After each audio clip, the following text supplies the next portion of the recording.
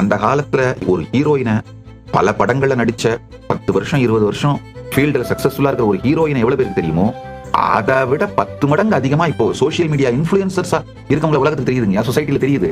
So அதனால ஒரு physical quality mental குவாலிட்டினால அட்டென்ஷன் அட்ராக்ட் பண்ற மார்க்கெட் வந்து முடிஞ்சிருச்சுங்க. நல்லா புரிஞ்சுக்கோங்க.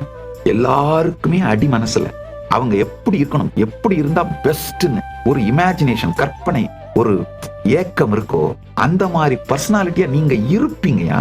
அப்ப என்ன ஆகும்னா அத்தானா பேருக்கும் நேரடியாவோ சீக்கிரட்டாவோ உங்களை பிடிக்க ஆரம்பிச்சிடும், ரசிக்க ஆரம்பிச்சிருவாங்க.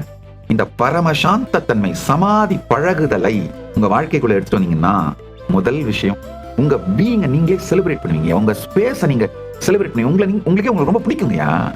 உங்க பீயிங்க செலிப்ரேட் பண்ணி உங்க ஸ்பேஸை செலிப்ரேட் பண்ணி சுத்தி நடக்கிற எல்லா கிரௌடட் ஸ்பேஸோட நெகட்டிவிட்டி அத்தனையும் வந்து உங்களுக்குள்ள கரைஞ்சாலும் பல நதிகள் வந்து விழுந்தாலும் எப்படி கடல் தன்னை செலிப்ரேட் பண்ணிட்டு இருக்கோ அதே மாதிரி நீங்க செலிப்ரேட் பண்ணிட்டு இருந்தீங்கன்னா அதுதான் ஆக்சுவலா ப்ளூ ஓஷன் மார்க்கெட்டுங்க. இந்த மார்க்கெட் இன்னும் யாரும் டச் பண்ணாத மார்க்கெட்டுங்க.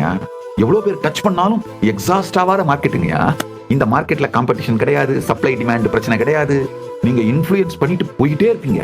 உங்களுடைய இருப்பாலேயே மிகப்பெரிய இன்ஃப்ளூயன்ஸரா மாறிடுவீங்க.